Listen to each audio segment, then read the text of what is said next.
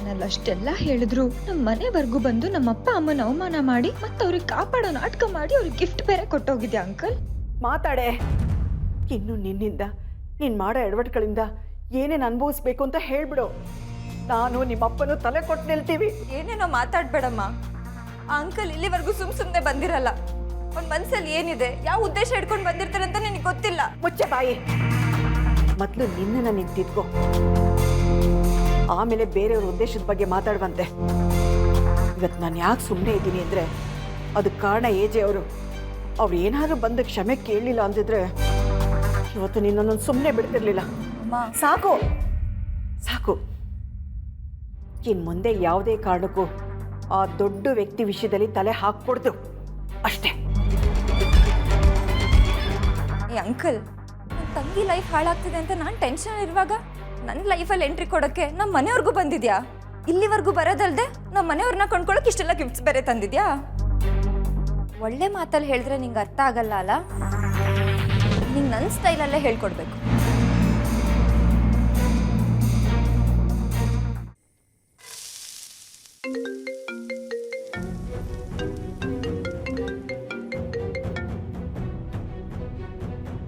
ಹೇ uncle, ಅಹಂಕಾರ, ದುರಂಕಾರ, ದುಡ್ಡಿದ್ರೆ ಸಾಕು ಪ್ರಪಂಚದಲ್ಲಿ ಏನ್ ಬೇಕಾದ್ರೂ ಕೊಂಡ್ಕೋಬಹುದು ಅನ್ನೋ ಭ್ರಮೆ. ಓ ಸಾರಿ ಸಾರಿ ಸಾರಿ, ಪ್ರಪಂಚದಲ್ಲ, ಪ್ರಪಂಚನೇ ಕೊಂಡ್ಕೋಬಹುದು ಅನ್ನೋ ಭ್ರಮೆ. ನಿಮ್ ದುರಂಕಾರ, ನಿಮ್ ಕತ್ನ ನಿಮ್ ಮನೇಲಿ ಇಟ್ಕೊಳ್ಳಿ. ನಮ್ಮ ಮನೆವರೆಗೂ ತರೋದೇನ್ ಬೇಕಾಗಿಲ್ಲ.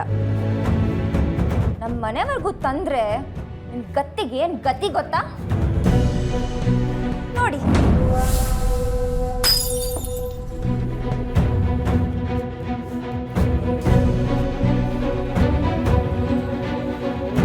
ತೀರ್ಥಯಾತ್ರೆ ಮಾಡೋ ಟೈಮಲ್ಲಿ ತಾಳಿ ಕಟ್ತೀನಿ, ಹೆಣ್ಣು ಕೊಡಿ ಅಂತ ನಮ್ಮ ಅಪ್ಪ ಅಮ್ಮನ ಕಡೆಯಿಂದ ಬರೋ ಪ್ಲಾನಾ?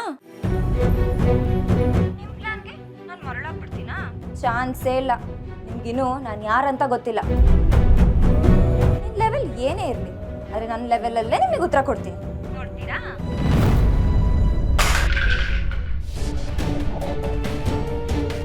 Piece piece. ಹಣದಿಂದ ಹೆಣ್ಣನ್ನು ಪಡಿಬೋದು ಅನ್ಕೊಳ್ಳೋನ್ನ ಮನುಷ್ಯ ಅನ್ನಲ್ಲ. ಅದಕ್ಕೆ ಬೇರೆನೇ ಹೆಸರಿದೆ ಅಂಕಲ್.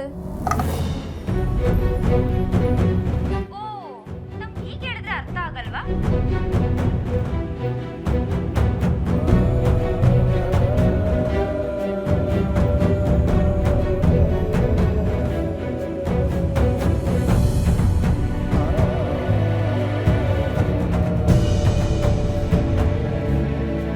ನಿಮ್ಮ ಮಾತಿಗೆ ಆಗಲ್ಲ ಅಂತ ಹೇಳ್ತಿರೋಳು ನಾನು ಮೊದಲನೇಳು ಅನ್ಸುತ್ತಲ್ಲ? ಬಾರಿನೇ ಆದ್ರೂ ಒಳ್ಳೆ ಪಾಠನೇ ಕಲ್ಸುತ್ತೆ. ಒಂದ್ ಮಾತು ಚೆನ್ನಾಗಿ ನೆನ್ಪಿಟ್ಕೊಳ್ಳಿ, ನೀವು ತಿಪ್ಪರ್ಲಾಗ ಹಾಕಿದ್ರು ನಿಮ್ಮನ್ ಮದ್ವೆ ಆಗಕ್ ನನ್ನಿಂದ ಆಗಲ್ಲ ಆಗಲ್ಲ ಆಗಲ್ಲ. ಆಗತ್ತೆ.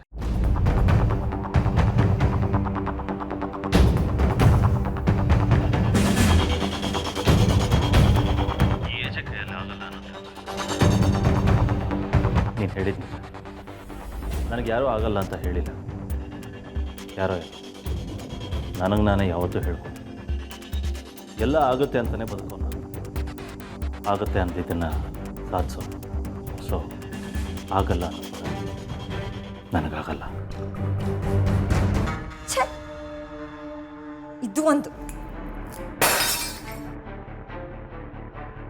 ರಾಮ್,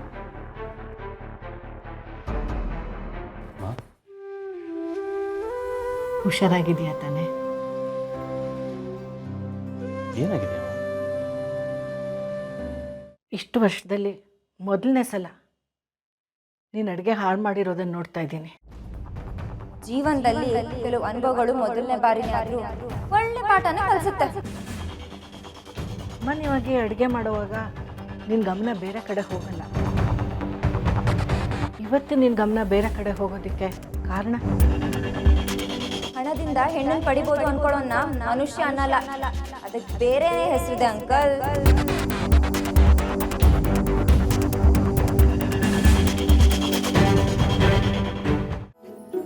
ಹಾಗೇನಿಲ್ಲ.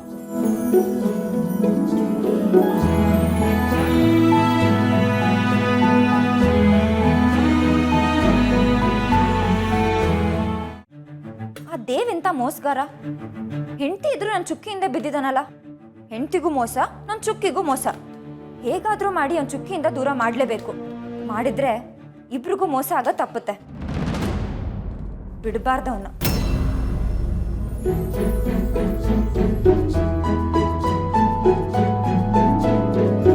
ಏ ಲೀಲಾ, ಏನೇ ಆಗಿದೆ ನಿನಗೆ? ನಿಂಗೇನಾಗಿದೆ? ಇಷ್ಟನ್ನು ಒಬ್ಳೆ ತಿಂತೀಯಾ? ಅಲ್ಲ, ಇದು ಒಂದು ಹೊತ್ತಕ್ಕೆ ತಿನ್ನಕ್ಕ ಇಲ್ಲ ಒಂದು ವಾರಕ್ಕ? ಈ ತಲೆಯಲ್ಲಿ ಏನೇ ಇದೆ? ನನ್ನ ತಲೆಯಲ್ಲಿ ಏನಿದೆ ಅಂತ ನಿನಗೆ ಹೇಳಿದ್ರೆ ನಿನ್ನ ತಲೆನೂ ಹಾಳಾಗೋಗುತ್ತಮ್ಮ. ಏ ಲೀಲಾ, ಹಾ, ಹ್ಞೂ ಅಮ್ಮ. ಸರಿಯಾಗಿ ಕೇಳಿಸ್ಕೊ. ಇವತ್ತು ರೇವತಿಗೆ ಒಂದು ದೊಡ್ಡ ಆರ್ಡರ್ ಬಂದಿದೆ. ಅವರು ಪೇಮೆಂಟ್ ಮಾಡಕ್ಕೆ ಅಂತ ಇವತ್ತು ಬರ್ತಿದ್ದಾರೆ. ಬಂದ ತಕ್ಷಣ ನನಗೆ ಫೋನ್ ಮಾಡು. ನಾನು ನಿಮ್ಮಪ್ಪ ಪುಷ್ಪಾಂಟಿ ಮನೆಗೆ ಹೋಗ್ತಾ ಇದ್ದೀವಿ. ಅಷ್ಟೇ ಅಲ್ಲ, ಬೇರೆ ಏನೇ ವಿಷಯ ಇದ್ರೂ ನನಗೆ ಫೋನ್ ಮಾಡು. ಚುಕ್ಕಿ ರೂಮ್ನಲ್ಲಿ ಒಬ್ಳೇ ಇದ್ದಾಳೆ, ನೀನು ಅವಳ ಜೊತೆನಲ್ಲೇ ಇರು. ಆದ್ರೆ ಅವಳಿಗೆ ತೊಂದರೆ ಕೊಡ್ಬೇಡ, ಅರ್ಥ ಆಯ್ತೇನೆ? ಅಯ್ಯಯ್ಯೋ, ಇಷ್ಟೊಂದು ಅನ್ನ ಎಲ್ಲ ಚೆಲ್ಬಿಟ್ಟಿಯಲ್ಲೇ ನೀನು. ನಿನ್ನ ಮಾಡೋ ಎಡವಟ್ಕೊಂಡು ನಿನ್ನ ಬಯ್ಯೋಣ ಅಂದರೆ ಅದಕ್ಕೂ ಟೈಮ್ ಇಲ್ಲ ನನಗೆ. ನೋಡು, ಇದನ್ನೆಲ್ಲ ತೆಗೆದು ನಾಯಿಗೆ ಹಾಕ್ಬಿಡು. ಫ್ರಿಡ್ಜಲ್ಲಿ ಚಪಾತಿ ಹಿಟ್ಟಿದೆ, ಚಪಾತಿ ಮಾಡ್ಕೊಂಡು ತಿನ್ನು. ನಾನು ಬರಲಾ? ದುರ್ಗಾ ಅವರು ತಪ್ಪು ತಿಳ್ಕೊಂಡಿದ್ದಾರೆ. ಬೈ ಮಿಸ್ಟೇಕ್ ಈ ಕೆಲಸ ಮಾಡಿದ್ದಾರೆ. ನೀವೆಲ್ಲೂ ಬರೋ ಅವಶ್ಯಕತೆಯೂ ಇಲ್ಲ, ಹೋಗೋ ಅವಶ್ಯಕತೆಯೂ ಇಲ್ಲ. ಅಲ್ವಾ ದುರ್ಗಾ? ಅಲ್ವಾ ದುರ್ಗಾ? ಇನ್ಸ್ಪೆಕ್ಟರ್, ಏನೋ ಮಿಸ್ಕಮ್ಯುನಿಕೇಷನ್ ಅಷ್ಟೇ. ಸ್ಟೇಷನ್ಗೆ ನಾನೇ ಒಂದು ಎಕ್ಸ್ಪ್ಲನೇಷನ್ ಕೊಡ್ತೀನಿ. Sorry for the trouble. ಪರವಾಗಿಲ್ಲ ಸರ್, ನೀವು ಕಾಲ್ ಮಾಡಿ ಹೇಳಿದ್ರೆ ಸಾಕು. ಏನಾದರೂ ಪ್ರಾಬ್ಲಮ್ ಇದ್ದರೆ ತಿಳಿಸಿ, ಬರ್ತೀನಿ. Thank you.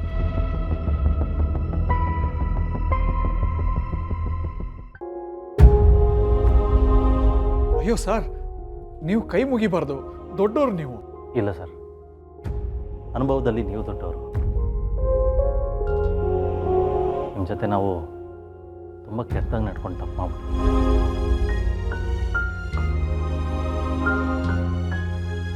ನನಗೆ ಗೊತ್ತಿದೆ ಸರ್, ಸಾಮಾನ್ಯ ಜನಗಳಿಗೆ ಆಸ್ತಿಯಂತೆ ದುಡಿಯೋ ದುಡ್ಡಲ್ಲ, ಪಡೆದಿರೋ ಮರ್ಯಾದೆ. ಪೇಪರಲ್ಲಿ ಹಾಗೆಲ್ಲ ಹಾಕ್ಸಿ ನಿಮ್ಮ ಮರ್ಯಾದೆಗೆ ಧಕ್ಕೆ ಬರೋ ಹಾಗೆ ನಾವು ಮಾಡಿದ್ವಿ. ಅದಕ್ಕೆ ಕ್ಷಮೆ ಕೇಳೋಕ್ಕೆ ಅಂತ ಬಂದೆ.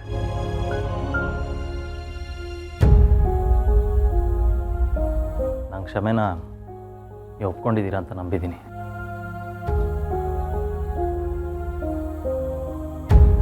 ನಿಮಗೆ ಅಂತ ಕೆಲವು ಗಿಫ್ಟ್ಸ್ ತಂದಿದ್ದೀನಿ ಸರ್. ಅಚಾತುರ್ಯ ನಡೆದೋಗಿದೆ. ನಾಳೆ ಪೇಪರಲ್ಲಿ ಇದಕ್ಕಿಂತ ದೊಡ್ಡ ಫೋಟೋ ಹಾಕಿಸಿ ಸಾರಿ ಕೇಳೋ ನ್ಯೂಸ್ನ ನಾನು ಪ್ರಿಂಟ್ ಮಾಡಿಸ್ತೀನಿ.